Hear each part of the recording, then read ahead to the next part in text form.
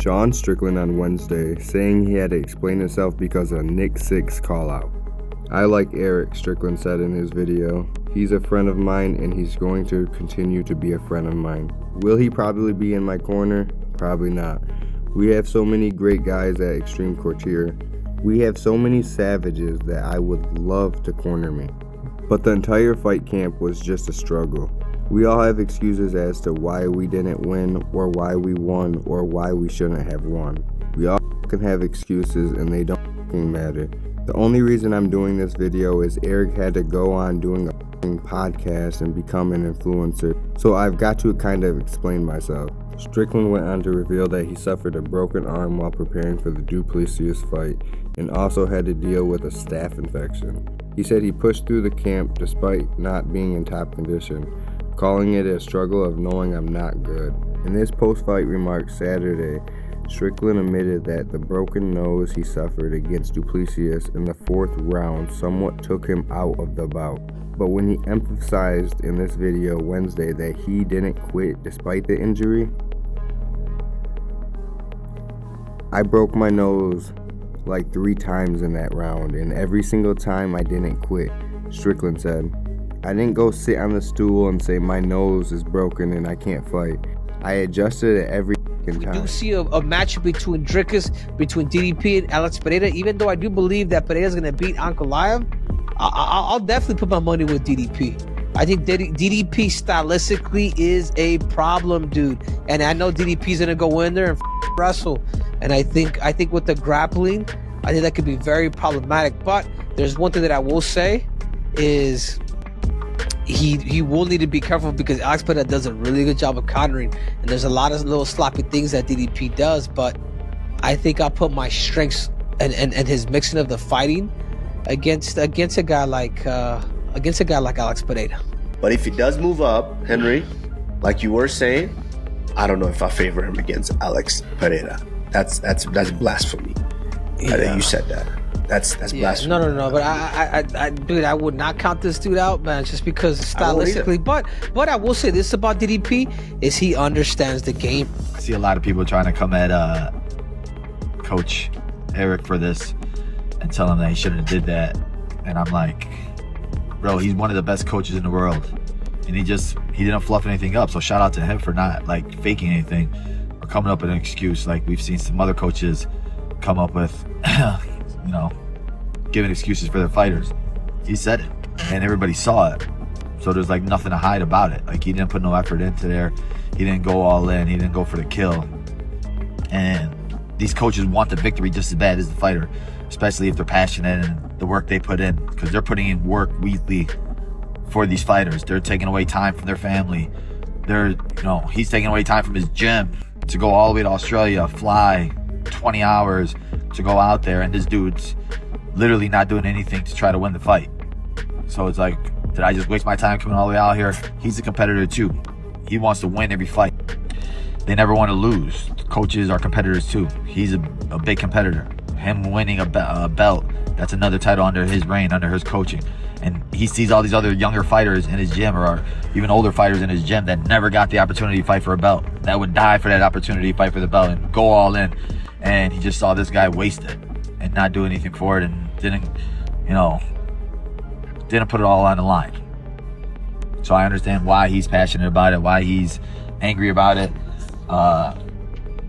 And people that don't understand it are just not competitors.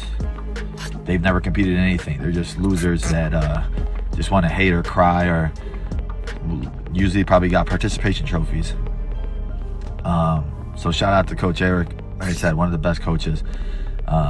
And I never want to give my coach the thought of being disappointed that I didn't go all in.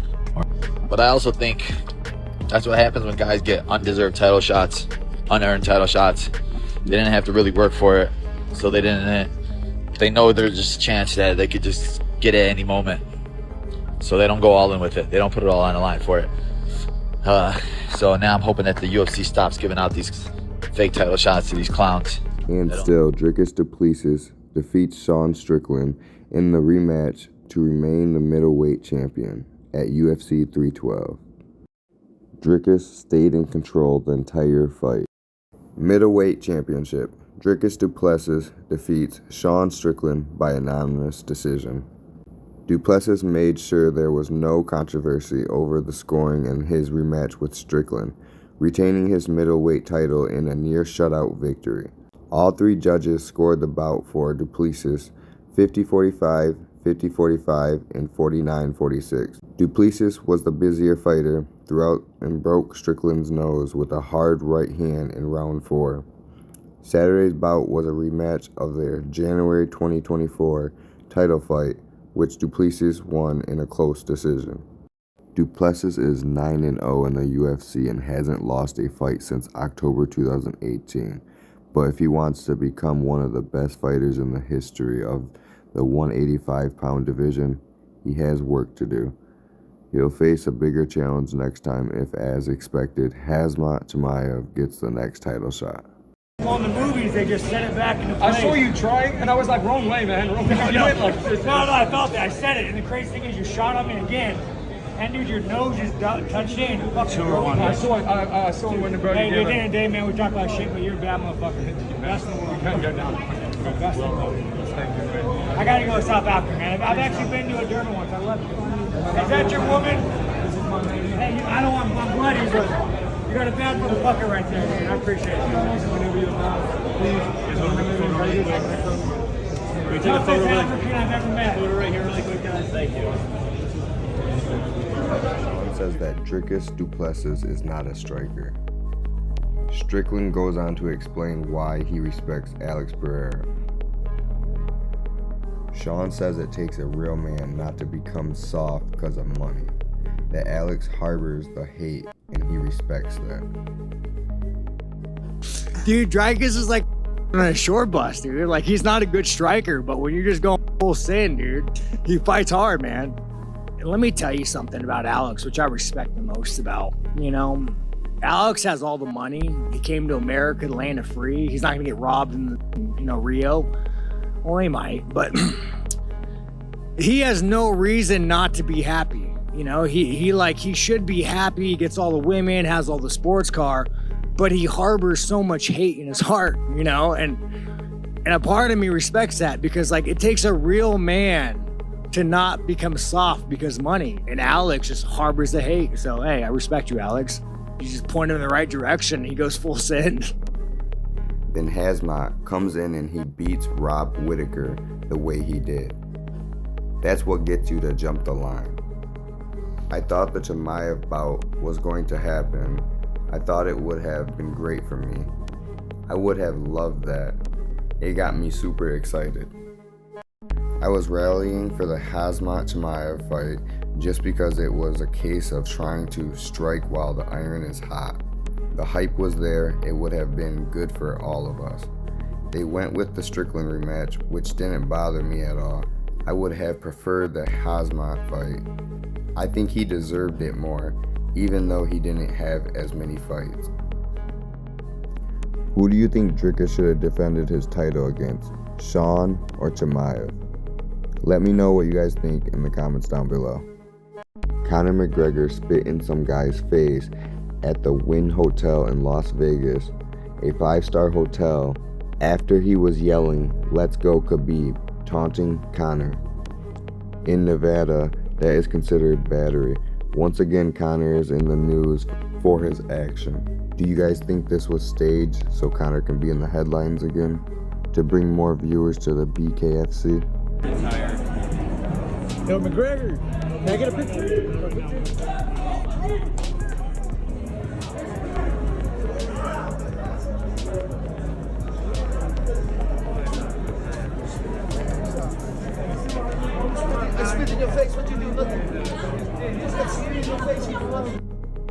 ESPN's Brett Okamoto reports Dominic Cruz, UFC's first bantamweight champ, retires from MMA.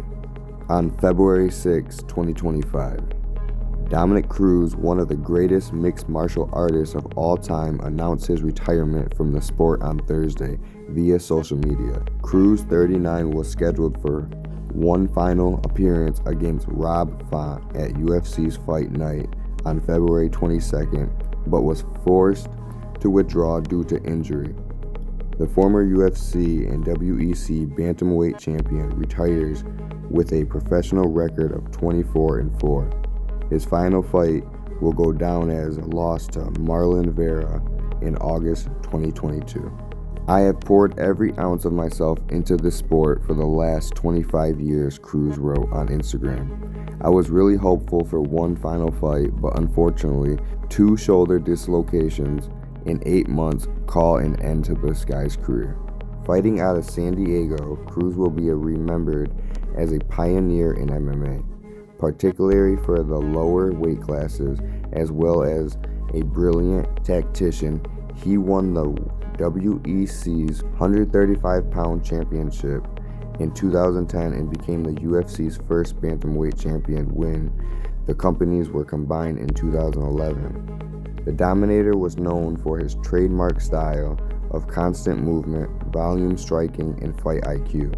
He defended the UFC title twice against rival Uriah Faber and Demetrius Johnson before knee and groin injuries forced him to vacate his title in 2014.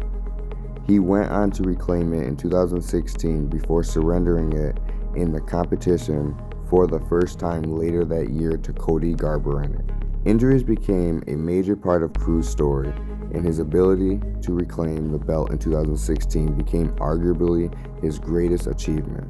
He earned one final shot at UFC Gold against Henry Cejudo in 2020, but came up short via TKO in a loss he felt was stopped prematurely. He remains on the short list of candidates for greatest bantamweight of all time, along with the current champion Merab Dvalishvili, Aljamain Sterling, and TJ Dillashaw. Cruz has worked as an ESPN analyst and UFC color commentator for years. If you guys liked that video, please like, comment, and subscribe.